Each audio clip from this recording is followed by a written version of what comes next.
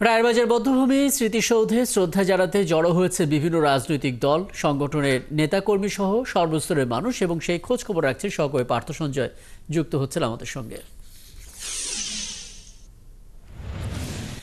পার্থ, এর আগে যতবার আপনার সঙ্গে কথা হয়েছিল আমরা প্রতিবারই বিশিষ্টজনদের কথা জানছিলাম, ইতিহাস জানছিলাম এবং একই সঙ্গে রাজনীতিবিদ যারা আছেন তাদের বক্তব্য জানছিলাম, সাধারণ মানুষের কথা শুনছিলাম।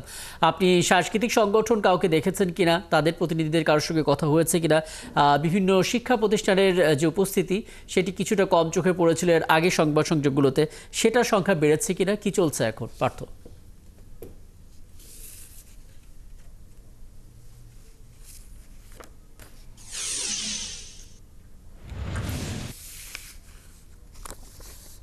রাকিব, বেলা বাড়ার সঙ্গে সঙ্গে মানুষের মিছিল বেড়েছে, কিন্তু যে কথাটি আপনি বলছেন যে শিক্ষা প্রতিষ্ঠানের শিক্ষার্থীদের মিছিল, সেটি আসলে হাতে গোনা দুই একটি শিক্ষা প্রতিষ্ঠান থেকে শিক্ষার্থীরা এসেছে, থেকে কয়েকটি হল এসেছে।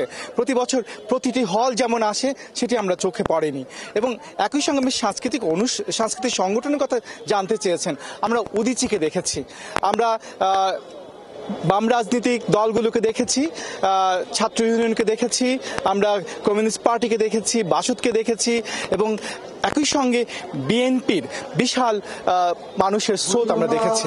কিন্তু যেই সাংস্কৃতিক মানুষ একই সঙ্গে বলতে চায় যে বুদ্ধিজীবীর সন্তানেরা যে প্রজন্ম ৭১, তাদেরকে আমরা এবার চোখে পড়েনি, সন্তানদেরকে আমরা আলাদাভাবে আসতে দেখিনি এবং এটি এখন পর্যন্ত আমরা তাদেরকে দেখিনি। হয়তো বেলা বাড়ার সঙ্গে সঙ্গে তারা আসতেও পারে। কিন্তু রাকিব, এই মুহূর্তে আমি এতক্ষণ আমরা প্রতিটি সংবাদ সংযোগে রাজনৈতিক দল, ঢাকা বিশ্ববিদ্যালয়ের ভিসি কিংবা এরকম বিশিষ্ট জনের কথা শুনেছি। একজন সাধারণ মানুষের সঙ্গে যুক্ত হতে চাই। তিনি বয়সের ভারে তিনি অনেকটাই অগ্রজ, তিনি আমাদের সঙ্গে যুক্ত হবেন। তিনি প্রতি বছরই এই শহীদ বুদ্ধিজীবী দিবসে এই রায়েরবাজার বধ্যভূমিতে শ্রদ্ধা জানাতে আসেন। ব্যক্তিগতভাবে এসেছেন, তার পরিচয়টা জেনে তার কথা শুনতে চাইব। আসসালামু আলাইকুম, আমার নাম মোহাম্মদ আব্দুল আওয়াল। আমি সশস্ত্র বাহিনীতে ছিলাম, সেখান থেকে অবসর গ্রহণ করার পরে আমি বুদ্ধিজীবী এলাকাতে একটা ওষুধের দোকান দেই, সেখানে আমি ওষুধের ব্যবসা করি। তো আমি প্রতি বছর এই বুদ্ধিজীবীতে আসি, যখনই এই বুদ্ধিজীবী দিবস হয় সেদিনই আসি এবং সেখানে এসে আমরা আমার মনের থেকে শ্রদ্ধা নিবেদন করি।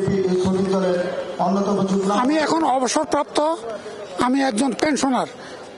আমি সামাজিক কর্মকাণ্ডে বছরের মতো যেটি হয় সেটি কি এবারও হচ্ছে? জি, এবার একটু আলাদা। কিরকম আলাদা? এখানে দলগতভাবে যেটা বেশি হইতো সেই দলেরটা একটু কম, এবং এখানে যারা দলের মধ্যে যারা একটু নিষ্ক্রিয় ছিল তারা এবার সক্রিয়, আর যারা বেশি সক্রিয় ছিল তারা তো চলেই গেছে। দেখা যায় এগুলি বলে লাভ নেই। নতুন প্রজন্ম কে খুব বেশি দেখছেন, শিক্ষা প্রতিষ্ঠানের শিক্ষার্থীদের খুব বেশি চোখে পড়ছে?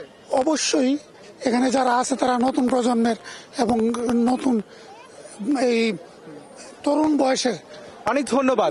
বলছিলেন এই বর্ষিয়ান মানুষটি যে পরিবর্তিত প্রেক্ষাপটে নতুনভাবে তিনি এই রায়েরবাজার বধ্যভূমিতে বুদ্ধিজীবী দিবসকে আবিষ্কার করছেন।